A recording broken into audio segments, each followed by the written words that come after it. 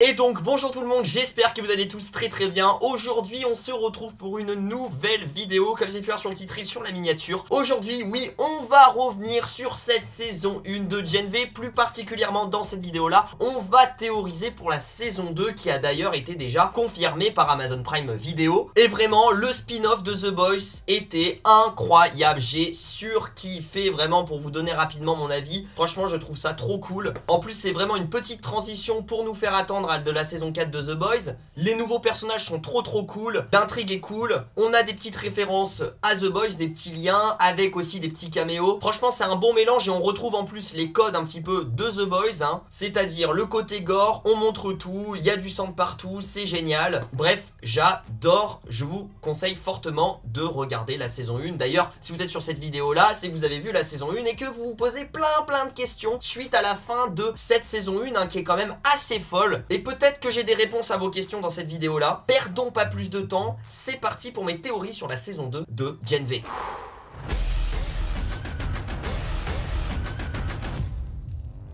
Alors juste avant de théoriser pour cette saison 2, je voulais revenir sur cette fin d'épisode 8 qui est complètement folle. Franchement, les créateurs ne se sont pas moqués de nous quand ils nous ont dit que le dernier épisode serait totalement fou. Parce que oui, même s'il a duré 40 minutes et que pour certains ça paraît court, franchement c'était 40 minutes de pure action. Pour un petit rappel, à la fin de l'épisode 8, alors que Kate et ses partisans s'apprêtent à massacrer les autorités de God You, Marie, Jordan, Emma et André tentent de les arrêter et y parviennent, sauvant ainsi les dirigeants de Vought et le conseil d'administration de God You. Tout de suite nous avons l'apparition d'un personnage qu'on connaît vraiment bien, et oui, c'est l'arrivée du protecteur dans les locaux de l'université qui est sorti de nulle part dans le ciel. Sans plus attendre, le protecteur attaque Marie en accusant son équipe d'être les auteurs de l'attentat. Plus tard, il s'avère que les médias ont également repris le faux récit du protecteur, et Marie et ses amis à la toute fin de l'épisode sont retenus en captivité dans un lieu tenu secret. Après quelques secondes de générique, nous avons le droit à une scène post-générique dans laquelle on retrouve Butcher. Le personnage incarné par Karl Urban se trouve dans les locaux de la forêt et sa découverte devrait jouer un rôle important dans la saison 4 de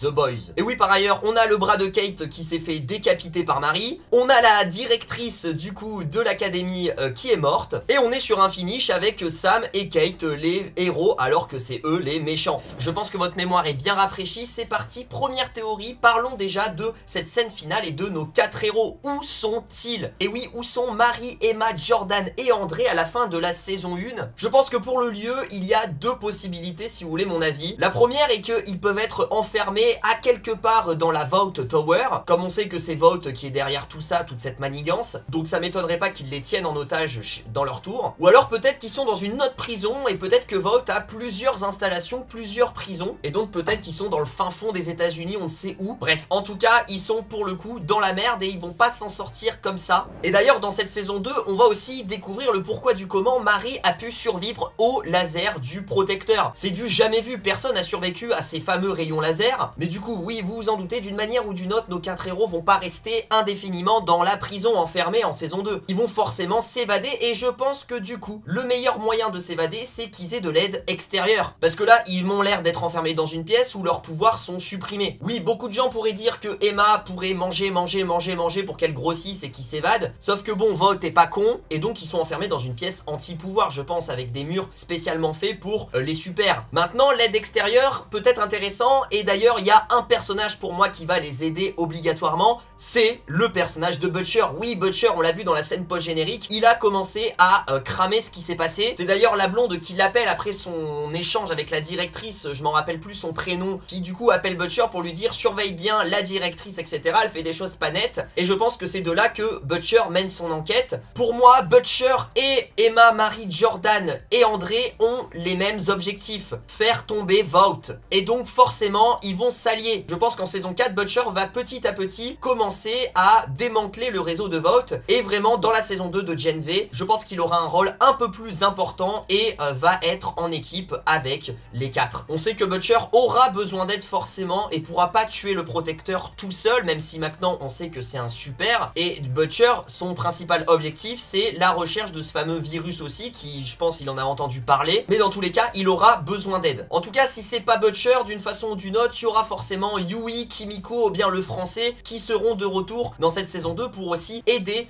nos 4 jeunes adolescents. Parlons maintenant du personnage de André et de son père et un peu de son avenir en saison 2. On sait que leur relation dans la saison 1 était compliquée entre le père d'André, qui est d'ailleurs un super, hein, qui se nomme Polarity, qui peut contrôler le magnétisme en version 2 fois plus vénère que son fils André. Leur relation était compliquée parce que oui, le père d'André voulait avoir une image aux médias, etc. Donc du coup était contre à chaque fois la vie de son fils et il lui a même caché des trucs ultra importants, genre par exemple qu'il y avait un virus qui existait, que d'ailleurs il y a des salles qui s'appelaient la forêt où ils enfermaient des super et qu'ils les torturaient. Mais les choses ont changé à la fin de l'épisode 8 où du coup le père d'André a eu une crise d'épilepsie qui le rendit incapable d'utiliser ses pouvoirs sans mettre sa vie en danger. Du coup André a décidé de faire une amende honorable auprès de son père et son père s'est également excusé pour ses actions passées tout en encourageant son fils à tracer son propre chemin. Donc je pense que oui, quand son père sera remis de pied, il va aider André à démanteler le réseau de Vought. Je voulais rapidement parler de l'avenir de Marie, le personnage principal, hein, qui manipule le sang un petit peu comme du coup Newman. Marie sera forcément l'ennemi numéro 1 aussi du protecteur. Et c'est aussi un danger pour le protecteur parce que Marie a survécu au rayon laser du protecteur et a un des pouvoirs les plus peut-être puissants et dangereux, c'est-à-dire qu'elle manipule le sang et comme Newman, elle peut faire exploser des crânes à tout moment. Après, la question qu'il faut se poser, c'est du coup, est-ce que Marie déjà va retrouver sa sœur ou non? Est-ce que sa sœur est réellement en vie ou pas? Parce que Vought lui a fait croire que sa sœur était toujours en vie, mais ça se trouve sa sœur est morte. Maintenant, on sait que Marie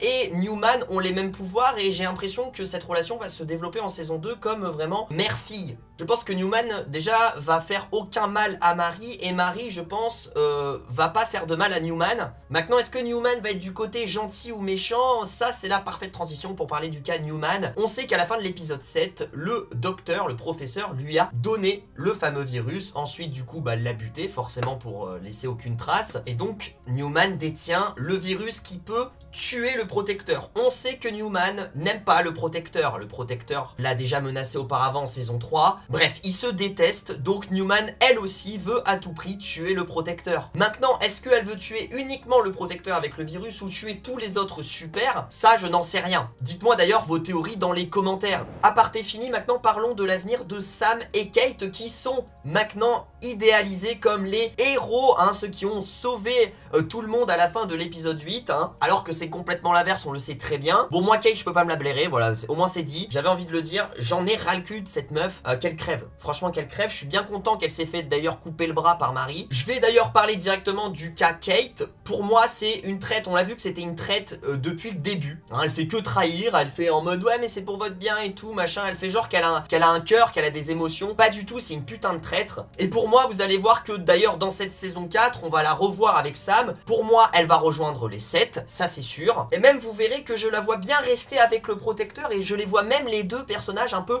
en couple. En tout cas, au moins publiquement, ou même c'est grave possible qu'ils deviennent amants. Je pense que Kate verra le protecteur comme une figure paternelle qu'elle n'a jamais eue et voudra l'impressionner. Pour moi, Kate, c'est vraiment le seul personnage que je ne vois pas rejoindre la bande des gentils, la bande de Marie. Elle est passée du côté obscur et elle va rester du côté obscur. Et puis, de toute façon, il faut que les équipes soient un peu équilibrées, si je puis dire. Autant vous dire que la relation André et Kate, c'est déjà foutu. Même si les deux, hein, ont trouvé ça mignon, etc. Mais honnêtement, maintenant, André, je pense que c'est plié d'avance.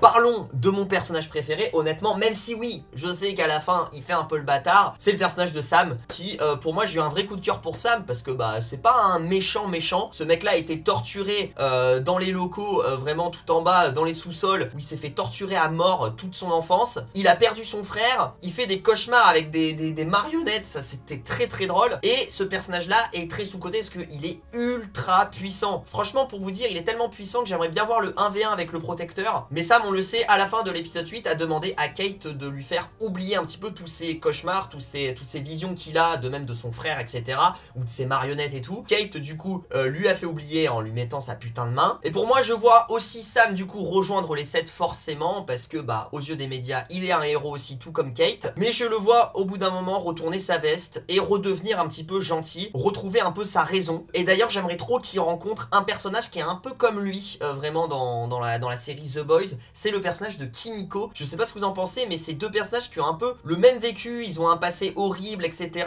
C'est deux personnages un petit peu gore et tout, très discrets, ça parle pas trop et tout, et là je pense que les deux ça pourrait grave matcher. En tout cas Kimiko pourrait vraiment l'aider. Après est-ce qu'ils vont se rencontrer, j'en sais rien, mais c'est un petit crossover que j'aimerais bien voir. Et voilà, moi Sam, pour moi ça va pas durer indéfiniment, le fait qu'il soit du côté méchant, il va vite se rendre compte que ce qu'il fait c'est de la merde et c'est pas bien. Je pense que vraiment le couple d'ailleurs Sam et Emma, on va le retrouver en saison 2, ne vous inquiétez pas. C'est un couple mythique en fait, c'est un couple mythique. Pour moi ces deux là ils sont obligés de se remettre ensemble. Je les trouve d'ailleurs trop chauds ensemble, donc pour le coup Sam, j'ai foi en lui. On le reverra je pense dans la saison 4 de The Boys plus que les autres, parce que du coup il va rejoindre certainement les 7 avec Kate.